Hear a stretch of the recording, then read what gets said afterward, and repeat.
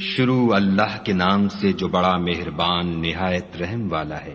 اس کتاب کا اتارا جانا خدائے غالب اور حکمت والے کی طرف سے ہے۔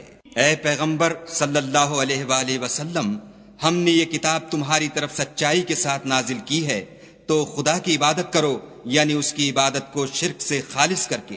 دیکھو، خالص عبادت خدا ہی کے لیے زیبا ہے، اور جن لوگوں نے اس کے سوا اور دوست بنائے ہیں وہ کہتے ہیں کہ ہم ان کو اس لیے پوچھتے ہیں کہ ہم کو خدا کا مقرب بنا دیں، تو جن باتوں میں اختلاف کرتے ہیں خدا ان میں ان کا فیصلہ کر دے گا۔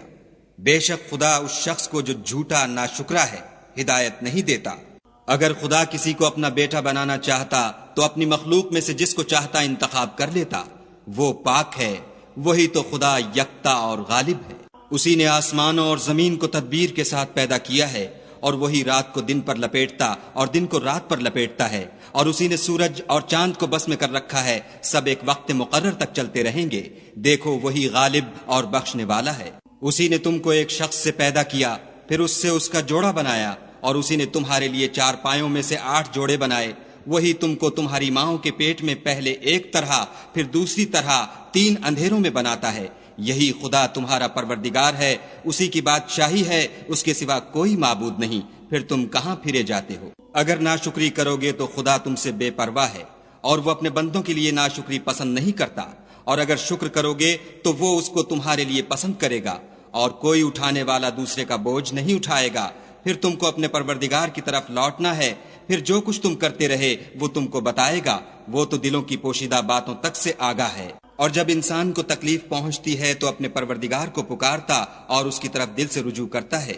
پھر جب وہ اس کو اپنی طرف سے کوئی نعمت دیتا ہے تو جس کام کے لیے پہلے اس کو پکارتا ہے اسے بھول جاتا ہے، اور خدا کا شریک بنانے لگتا ہے تاکہ لوگوں کو اس کے رستے سے گمراہ کرے۔ کہہ دو کہ اے کافر نعمت، اپنی ناشکری سے تھوڑا سا فائدہ اٹھا لے، پھر تو دوزخیوں میں ہوگا۔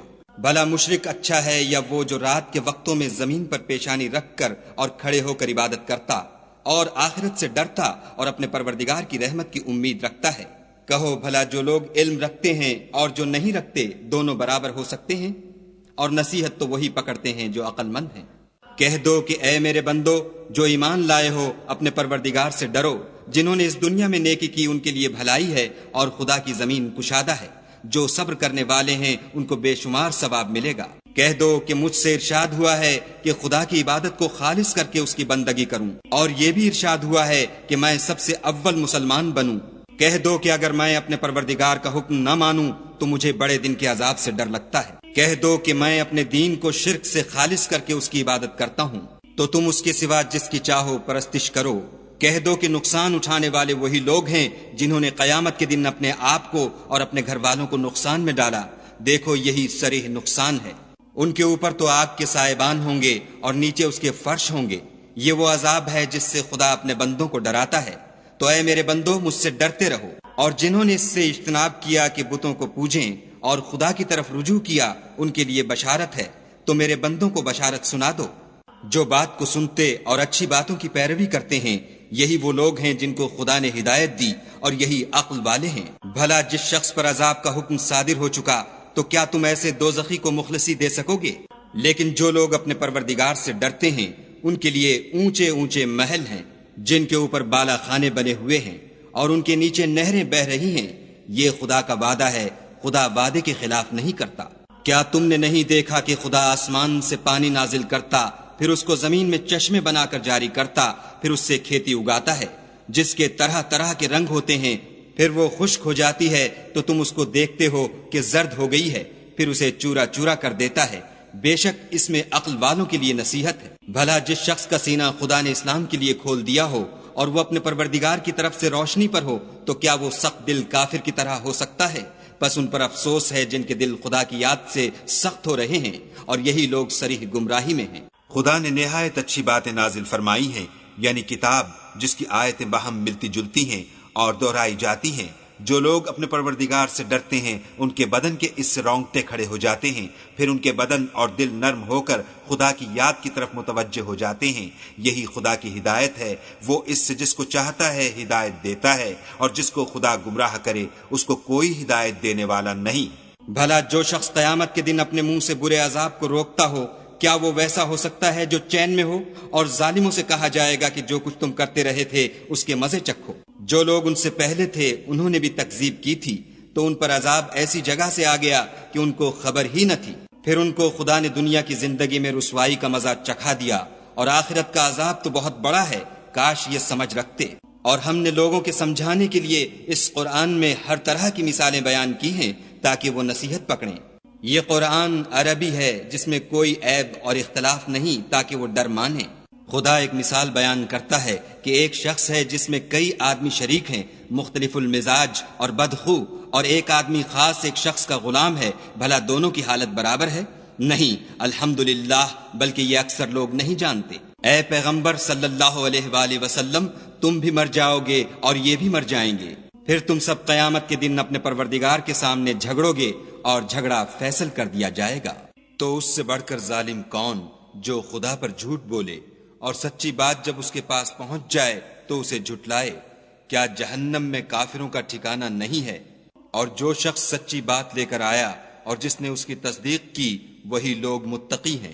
وہ جو چاہیں گے ان کے لیے ان کے پروردگار کے پاس موجود ہے، نیکوکاروں کا یہی بدلہ ہے، تاکہ خدا ان سے برائیوں کو جو انہوں نے کی دور کر دے، اور نیک کاموں کا جو وہ کرتے رہے ان کو بدلہ دے۔ کیا خدا اپنے بندے کو کافی نہیں؟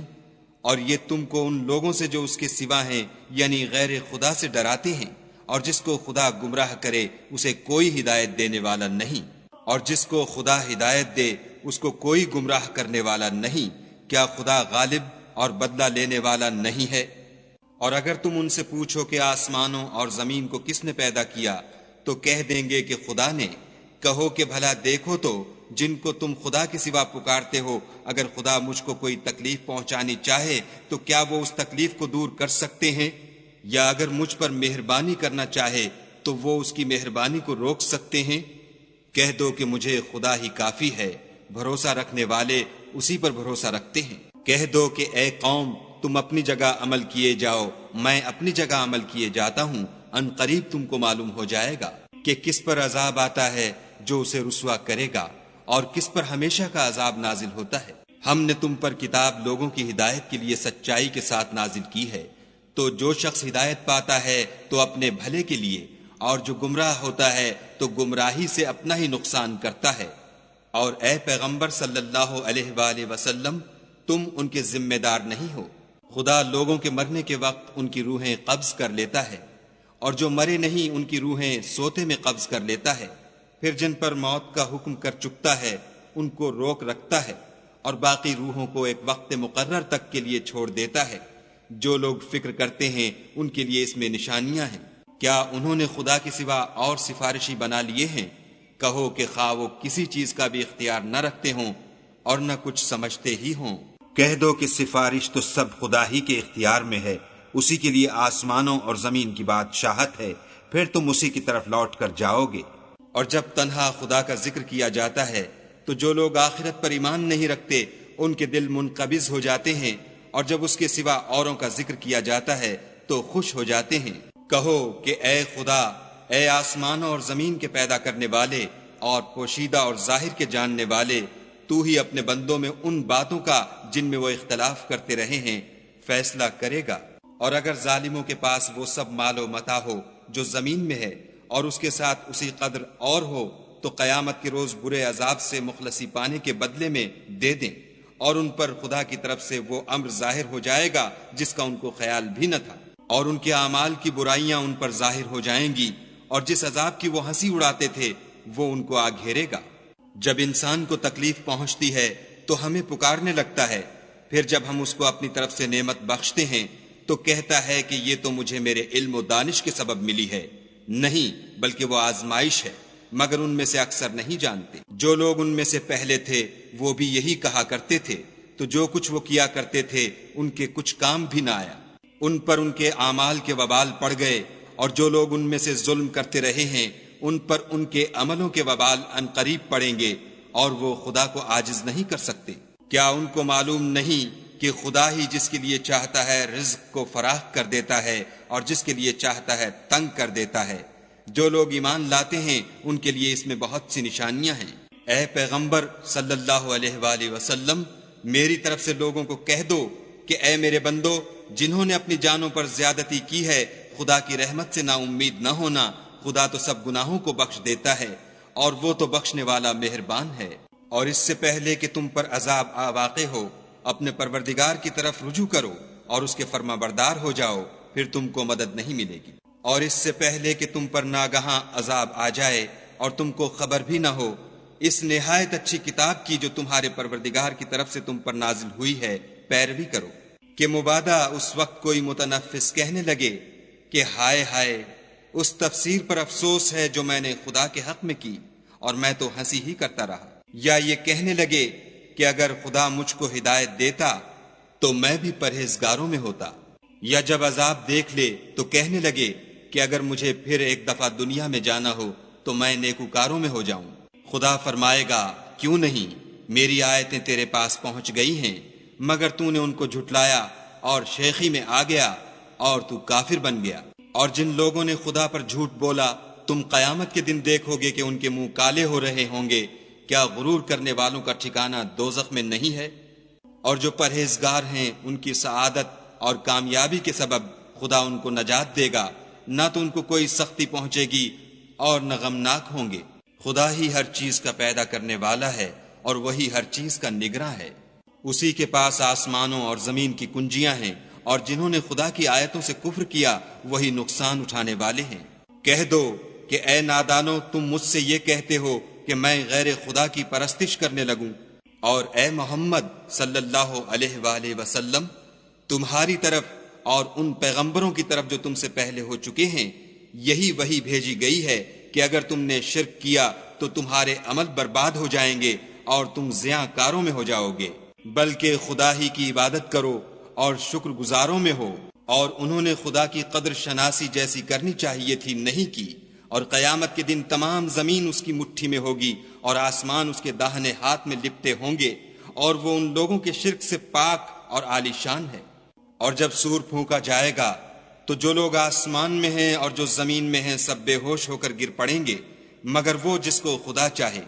پھر دوسری دفعہ پھونکا جائے گا تو فوراً سب کھڑے ہو کر دیکھنے لگیں گے، اور زمین اپنے پروردگار کے نور سے چمک اٹھے گی اور اعمال کی کتاب کھول کر رکھ دی جائے گی، اور پیغمبر اور گواہ حاضر کیے جائیں گے، اور ان میں انصاف کے ساتھ فیصلہ کیا جائے گا اور بے انصافی نہیں کی جائے گی۔ اور جس شخص نے جو عمل کیا ہوگا اس کو اس کا پورا پورا بدلہ مل جائے گا، اور جو کچھ یہ کرتے ہیں اس کو سب کی خبر ہے۔ اور کافروں کو گروہ گروہ بنا کر جہنم کی طرف لے جائیں گے، یہاں تک کہ جب وہ اس کے پاس پہنچ جائیں گے تو اس کے دروازے کھول دیے جائیں گے، تو اس کے داروغہ ان سے کہیں گے کہ کیا تمہارے پاس تم ہی میں سے پیغمبر نہیں آئے تھے جو تم کو تمہارے پروردگار کی آیتیں پڑھ پڑھ کر سناتے اور اس دن کے پیش آنے سے ڈراتے تھے؟ کہیں گے کیوں نہیں، لیکن کافروں کے حق میں عذاب کا حکم تحقیق ہو چکا تھا۔ کہا جائے گا کہ دوزخ کے دروازوں میں داخل ہو جاؤ، ہمیشہ اس میں رہو گے، تکبر کرنے والوں کا برا ٹھکانہ ہے۔ اور جو لوگ اپنے پروردگار سے ڈرتے ہیں ان کو گروہ گروہ بنا کر بہشت کی طرف لے جائیں گے، یہاں تک کہ جب اس کے پاس پہنچ جائیں گے اور اس کے دروازے کھول دیے جائیں گے تو اس کے داروغہ ان سے کہیں گے کہ تم پر سلام، تم بہت اچھے رہے، اب اس میں ہمیشہ کے لیے داخل ہو جاؤ۔ وہ کہیں گے کہ خدا کا شکر ہے جس نے اپنے وعدے کو ہم سے سچا کر دیا اور ہم کو اس زمین کا وارث بنا دیا، ہم بہشت میں جس مکان میں چاہیں رہیں، تو اچھے عمل کرنے والوں کا بدلہ بھی کیسا خوب ہے۔